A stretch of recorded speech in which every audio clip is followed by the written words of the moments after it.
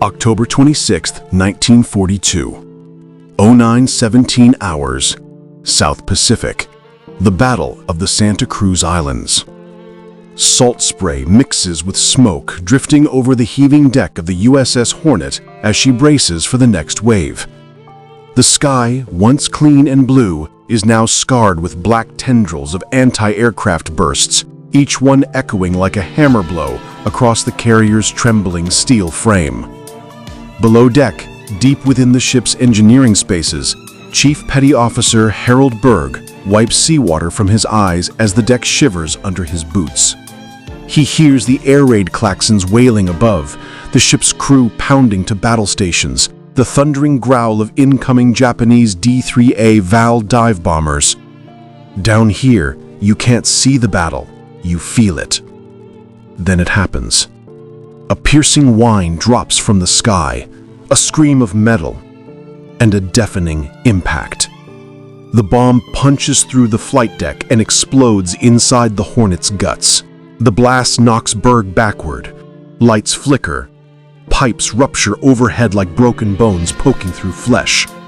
A wall of seawater surges through the compartment, slamming into him with icy force. For a breathless moment, the only sound is rushing water. Cold, relentless, rising. Then comes the shouting, the gasping, the realization. The forward pump room is flooding, fast. If the water reaches the generators, the Hornet loses power. If she loses power, she loses pumps. If she loses pumps, she sinks. Berg steels himself, gripping a shattered railing as the water creeps to his waist. The ship is wounded, badly, but it isn't dead yet. Above, the battle rages. You can hear the dive bombers screaming down, the AA guns roaring back, the carrier groaning beneath each new impact. Men run, shells explode, aircraft burn. But down here, one man has seconds to decide whether the Hornet lives or dies. As the compartment lists, Berg sees the problem clearly. A steel brace holding a key bulkhead has snapped clean open from the blast. Without that support, the bulkhead is bowing, bending inwards under ocean pressure like foil. Every inch it buckles pulls more water inside. He splashes towards it, fighting the push of incoming seawater. He feels the temperature. The water is cold enough to numb his legs. He feels the vibration, the ship trembling from bomb blasts in the desperate strain of its own machinery. This isn't a repair job. This is battlefield surgery. And he is the only surgeon in the room. He radios up. Brace collapsed, flooding critical, attempting repair. Attempting. He doesn't know if it's possible. There is no manual for this, no blueprint, no time. Only metal, water, and willpower. Berg grabs a slab of loose steel plating, something blown free in the explosion, and drags it towards the failing bulkhead.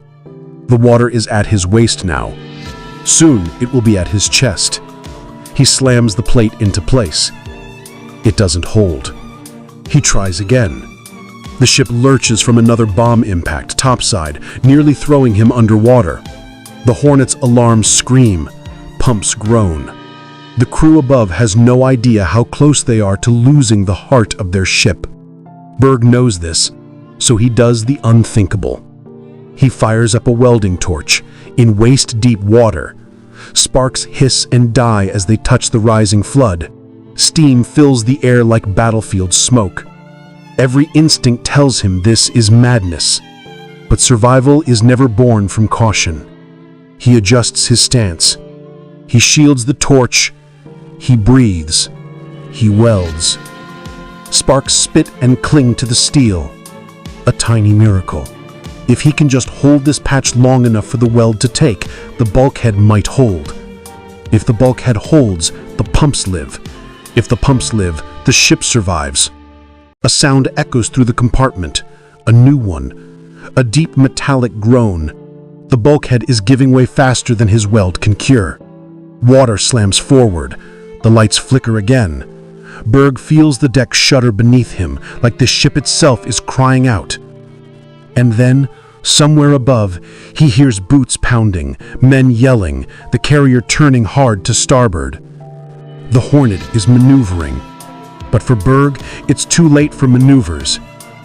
He braces his back against the steel, torch in hand, water now at his ribs. This is it. If the weld fails, the Hornet dies. If the Hornet dies, so does every man aboard her. The water rises, the deck creaks, the bulkhead moans, and Berg's grip begins to slip. Something is about to give. For a moment, everything feels suspended. The water, the shaking deck, even the air itself. Chief Petty Officer Harold Berg presses his shoulder harder into the cold steel plate. His boots slip on the slick deck. The welding torch trembles in his hand. The ship groans like a wounded animal. You can almost feel the weight of the entire Pacific pressing against the weakening hull. The water is up to his chest. Salt, oil, metal. The torch sputters with every wave that slams against him. Another impact hits topside, a violent one. The shockwave rattles the compartment, sending a surge of water into his face. He gasps, blinking away cold brine. He's barely keeping his head above water. But it's that same blast that gives him one final chance. The ship tilts just slightly, shifting the weight off the failing bulkhead for a heartbeat, a breath, a window. Berg seizes it. He slams the plate flush against the breached support and drives the torch forward. Sparks explode in a shower of silver fire, hissing as they hit the water, but clinging just barely to the steel. He welds with everything he has. His arms ache, his back screams.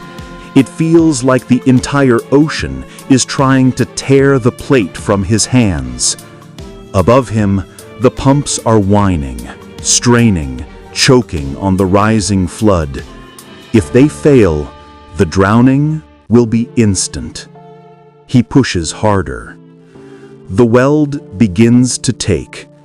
A thin, glowing seam along the edge of the plate, fragile, imperfect, but real. You can almost feel his heartbeat pounding in his chest. The torch trembles in his grip. The water keeps rising. His breath grows shorter. His feet lose contact with the deck. He's floating now, kicking to stay in place as he forces the weld shut. Another seam catches, then another.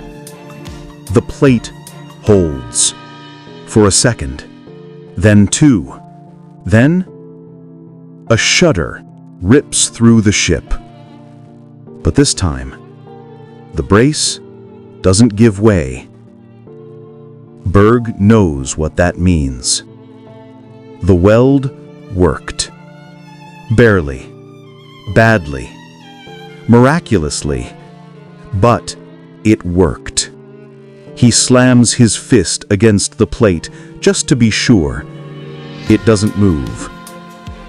Behind him, something changes. The water level stops rising.